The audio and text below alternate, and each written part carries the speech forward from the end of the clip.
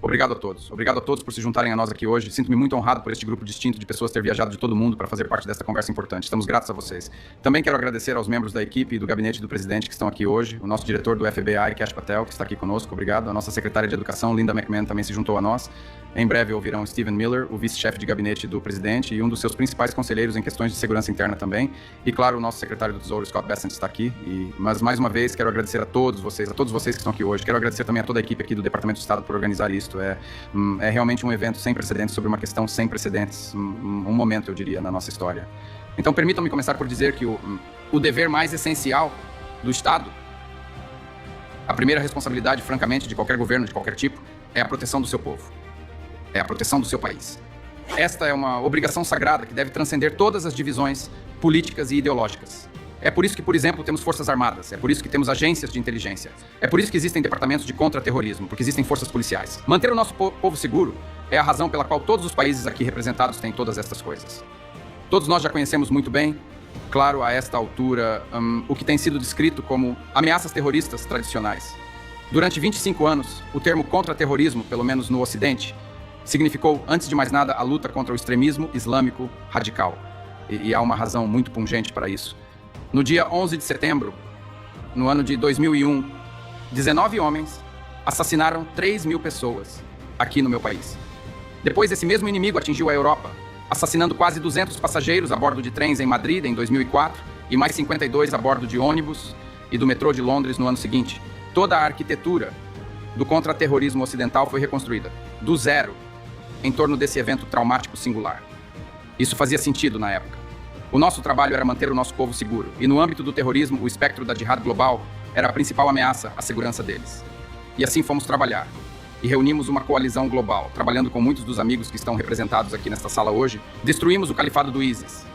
Matamos al-Baghdadi, al-Zawahiri e Bin Laden, e construímos sistemas de inteligência e de aplicação da lei capazes de antecipar e parar ataques antes mesmo de o público ouvir falar deles. Todos os países aqui representados hoje desmantelaram uma ameaça terrorista em algum momento, emanando desta fonte. Os ataques e conspirações jihadistas nos Estados Unidos diminuíram em 2/3, desde o auge do ISIS. O número de pessoas mortas pelo terrorismo jihadista na Europa caiu cerca de 97% do ano de 2015 para o ano de 2024. Em outras palavras, em grande medida, a nossa estratégia de contra-terrorismo funcionou.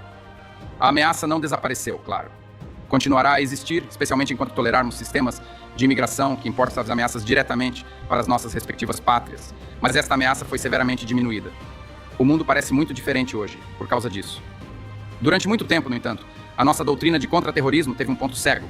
Um ponto cego quando se trata de violência extremista da esquerda política. Mesmo hoje, a própria ideia de que o terrorismo de extrema esquerda possa ser uma ameaça séria é tratada como um delírio da direita, ou pior, como uma conspiração fascista perigosa. É tratada desta forma por muitos na imprensa, por muitos na academia, nas nossas universidades e por muitas das nossas instituições tradicionais. Sem dúvida verão esse dogma surgir na cobertura desta mesma conferência. Apesar da realidade clara e inegável, apesar dos números e estatísticas objetivos, apesar do fato de que nesta sala hoje há representantes de todo o espectro político, ouviremos que este tipo de violência organizada e terror será descartado. Será descartado como uma ficção partidária. Toda uma indústria cresceu nos nossos países em torno do estudo do extremismo. Temos think tanks, bolsas de estudo, periódicos e consultorias, com um entendimento tácito entre eles, de que o único tipo de violência política que era uma ameaça real ao nosso sistema, que apenas um tipo de violência política era uma ameaça real ao sistema. Uma bomba plantada por um grupo neonazista era um ato de maldade nefasto e assassino. E é. Mas uma bomba plantada por um revolucionário marxista, bem, isso é apenas um trágico excesso de idealismo. Talvez os seus meios tenham sido equivocados ou zelosos demais, mas os seus fins eram virtuosos e justos. Essa é a implicação de como eles tratam isso. Durante anos, este extraordinário preconceito ideológico esteve embutido na forma como falávamos sobre violência política e extremismo. Foi repetido repetidas vezes até ser aceito como a base neutra e objetiva. Tão enraizado no consenso geral que passou a ser considerado um fato apolítico. É a razão pela qual, aqui no meu país, tantas pessoas em posições de poder têm repetidamente descartado atos de violência e até de terrorismo como formas legítimas de expressão política, desde que servissem a uma causa de esquerda. É por isso que durante os distúrbios de George Floyd, os chamados distúrbios de George Floyd no verão de 2020, enquanto criminosos e extremistas queimavam e saqueavam as grandes cidades da América e quase depararam o país de joelhos, governos municipais em todo o país simplesmente se recusaram a processar as pessoas que realizavam estes atos de violência e terror. É a razão para a imagem agora infame, talvez todos se lembrem disso, de um apresentador de notícias de uma agência muito proeminente. Um apresentador em pé em um bairro, consumido pelas chamas. Enquanto isso, o gerador de caracteres na parte inferior dizia que os protestos eram majoritariamente pacíficos. Isto foi algo pior do que um duplo padrão. A violência de esquerda não foi apenas desculpada. Foi tratada como sacrossanta, uma classe protegida por si só. Essa era tem que acabar. A coalizão nesta sala hoje inclui líderes políticos, especialistas e autoridades policiais de mais de 60 países em todo o mundo. Vocês vieram aqui de uma ampla gama de governos, partidos e convicções políticas. Alguns dos seus governos e o nosso discordam publicamente. Às vezes discordamos fortemente sobre comércio, sobre energia, sobre imigração. Vocês não vieram aqui hoje porque foram convencidos de cada aspecto da visão americana do mundo. Vocês vieram aqui. Vocês estão aqui porque, há 2 semanas, uma mulher de 72 anos teve mais de 80% do corpo queimado em sua própria casa, na Grécia, e morreu, executada por um coquetel Molotov porque a sua filha ousou candidatar-se a um cargo público. Vocês estão aqui hoje porque, durante 5 dias neste inverno, as luzes se apagaram em Berlim. O apagão mais longo na cidade desde a Segunda Guerra Mundial, desencadeado por um ataque que deixou dezenas de milhares de lares sem energia no frio congelante e deixou uma mulher de 83 anos morta. Vocês estão aqui e vieram porque, 1 mês após aquele apagão em Berlim, um jovem francês de 23 anos sucumbiu a lesões cerebrais traumáticas, espancado até a morte nas ruas de Lyon, por um grupo de bandidos militantes de extrema esquerda. Vocês estão aqui porque os seus líderes políticos estão sendo atacados, esfaqueados e baleados nas suas ruas, porque os seus negócios foram bombardeados, porque as suas ferrovias foram sabotadas, porque os seus policiais foram espancados e queimados. Vocês estão aqui porque isto é real, e está piorando, e não pode mais ser negado, e não pode mais ser ignorado, porque é hora de esmagar este mal para sempre. O fato simples é que nada disto que acabei de descrever é novo. O terrorismo político de extrema esquerda não é uma novidade moderna recente. Não é uma ficção fabricada por políticos conservadores. Durante a maior parte da era moderna, foi de fato a forma dominante de violência política. Cada um dos nossos amigos aqui das nações do hemisfério ocidental se lembra. Lembrem-se das décadas de sequestros, bombardeios, assassinatos e execuções. O terror violento dos Tupamaros, dos Montoneros, das FARC, do ELN. Vocês se lembram da selvageria desumana do Sendero Luminoso do Peru.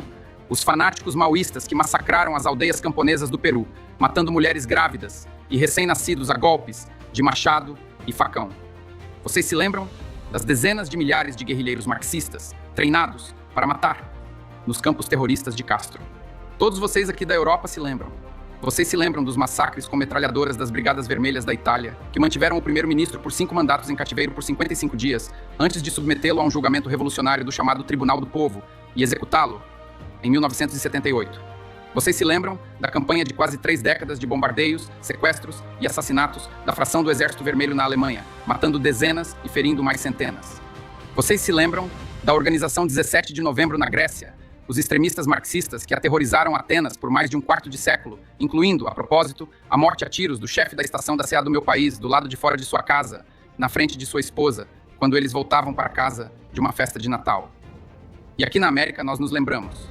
Nós nos lembramos do mesmo reinado de terror mortal, justificado pelos mesmos slogans, motivado pelas mesmas ideias perversas. Nós nos lembramos do Weather Underground, que bombardeou o Pentágono, que bombardeou o Departamento de Estado e bombardeou o Capitólio. Nós nos lembramos do Exército de Libertação Negra, que realizou assaltos à mão armada e executou policiais a queima-roupa. Nós nos lembramos do Exército de Libertação Simbionês, que matou a tiros um superintendente de escola pública com balas de ponta oca cheias de cianeto. Em um período de 18 meses, entre 1971 e 1972, o FBI registrou cerca de 2.500 bombardeios em solo americano, uma taxa de quase 5 por dia. A parcela esmagadora dessa violência veio de extremistas de esquerda. Entre 1970 e 1980, 93% dos ataques terroristas no Ocidente vieram da extrema esquerda extremista. Estes são números que chocariam a maioria dos americanos hoje, porque fomos ensinados a acreditar que este tipo de violência política simplesmente não existe ou está sendo exagerado. mas existe. E na verdade estamos subestimando. E as nossas nações carregam as cicatrizes para provar isso. E hoje enfrentamos uma nova onda deste velho mal. Aqui nos Estados Unidos, a parcela de ataques e conspirações terroristas de esquerda aumentou para níveis não vistos em décadas. Na Alemanha, a violência de extrema esquerda saltou mais de 40% apenas no último ano. Na Grécia, more de 80% da violência radical é agora impulsionada por atores de extrema esquerda e anarquistas. Estes não são dados abstratos. Os americanos viram o que esses números significam. Um ataque total contra os nossos agentes de imigração, ataques de atiradores de elite, explosivos, emboscadas armadas, um atirador transgênero abrindo fogo contra alunos de uma escola primária católica enquanto rezavam, com a sua arma marcada com slogans como "Onde está o seu Deus agora?". Um executivo da área de saúde, executado, a sangue frio, nas ruas. Múltiplas tentativas de assassinato contra um presidente em exercício, e o assassinato do maior ativista conservador de uma geração. Um homem que por acaso também era marido e pai de 2 filhos pequenos, baleado e morto, enquanto falava para uma multidão de estudantes. Este é um mal distinto e único. Sempre foi impulsionado por um ódio. Acima de tudo, um ódio pela própria civilização. É uma revolta dos piores contra os melhores. Uma revolta dos fracos e covardes contra os fortes e bons. É perpetrado por aqueles que não conseguem construir, que não conseguem criar, que não conseguem alcançar grandes coisas. E se vingam do mundo pela sua própria inadequação, procurando destruir aqueles que conseguem. Isto é o que é o esquerdismo radical. Pode usar vários slogans e ideologias diferentes ao longo do tempo e do espaço. Podem chamar-se anticapitalistas, ou anti-imperialistas, ou comunistas, ou anarquistas, ou marxistas. Mas o caráter fundamental é sempre o mesmo. É sempre o mesmo. É um ressentimento venenoso, mascarado com a linguagem da igualdade, da justiça e da libertação. Uma necessidade avassaladora de destruir o que homens maiores construíram, de arruinar o que é belo e o que é correto, em nome de pessoas que só estão cheias de feiura e não têm mais nada a oferecer ao mundo. Através da violência e através do terror, eles procuram mais uma vez impor a sua feiura a todos nós. O antigo dogma estava errado. O antigo dogma estava errado. Nada disto é impulsionado pelo idealismo. Não é utópico. Na verdade, é o oposto. Uma das críticas que às vezes se ouve sobre o comunismo, por exemplo, é que parece bom na teoria, mas nunca funciona na prática. Na verdade, isso não é verdade. O comunismo não parece bom na teoria. O mundo que ele prevê para todos nós é pequeno, plano, cinzento, nivelado de qualquer exceção, esvaziado de tudo o que é bom e nobre na alma humana. O mundo que ele prevê é um mundo sem coragem, um mundo sem criatividade ou ambição, um mundo sem heróis ou glória, ou grandes causas pelas quais lutar, um mundo sem milagres, sem mitos, sem homens que se elevam acima dos demais para fazer coisas incríveis e extraordinárias. E o mundo que o comunismo prevê é um mundo sem Deus. Para estes arquitetos da violência revolucionária, a grande conquista da nossa civilização, para eles, é uma humilhação insuportável, um lembrete do que eles não conseguem fazer e um lembrete do que eles não conseguem ser. Então eles escolhem, em vez disso, destruir. Eles atacam oleodutos, eles atacam ferrovias, eles atacam redes elétricas e laboratórios, os símbolos físicos e concretos do poder, da invenção e da conquista. Esta é a natureza do terrorismo que enfrentamos hoje. Eles desprezam o Ocidente, porque o Ocidente é grande. Esta é uma conferência internacional, porque estamos enfrentando uma ameaça internacional, estamos enfrentando uma ameaça transnacional. Estas não são células distintas e isoladas, são redes interconectadas. Eles não reconhecem as nossas fronteiras, eles não acreditam de fato no próprio Estado-nação. Eles se coordenam, se comunicam, viajam, treinam e agem juntos, compartilhando a mesma infraestrutura, compartilhando os mesmos inimigos, compartilhando a mesma missão. Militantes da Antifa e os seus camaradas viajam de toda a Europa e para as Américas para participar nos ataques uns dos outros, para canalizar propaganda, materiais de treinamento e informações sobre alvos através de canais criptografados compartilhados, movendo-se através de redes clandestinas de abrigos e financiamento e sustentando as suas operações através de fundos transnacionais.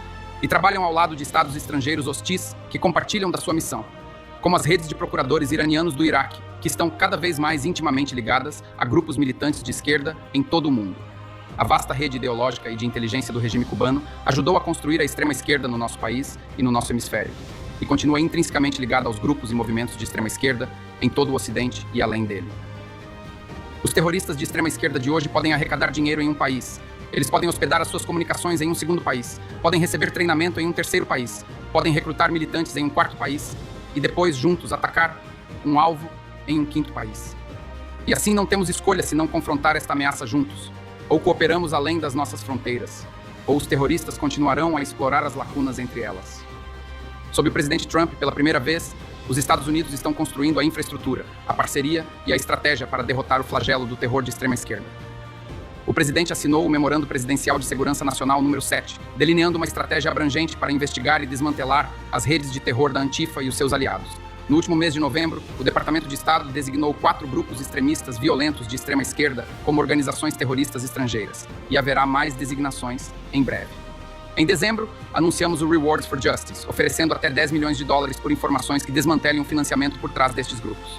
Em maio, realizamos o primeiro workshop de aplicação da lei de contra-terrorismo, reunindo autoridades policiais americanas e os seus homólogos nas nossas nações parceiras, para mapear e desenvolver estratégias para desmantelar estas redes. O próximo workshop será co-organizado com os nossos parceiros na Alemanha. A coalizão que estamos construindo juntos já está dando frutos. E estamos aqui hoje para dar continuidade a esse trabalho. Nós podemos e nós devemos identificar e mapear esta ameaça e reconstruir a nossa arquitetura de contra-terrorismo para derrotá-la, assim como já fizemos juntos antes. Agora devemos fazer isso juntos novamente, através do compartilhamento de inteligência e informações, através de uma estratégia coordenada de aplicação da lei, através do direcionamento e desmantelamento financeiro. Nós vamos desmantelar estas redes tijolo por tijolo.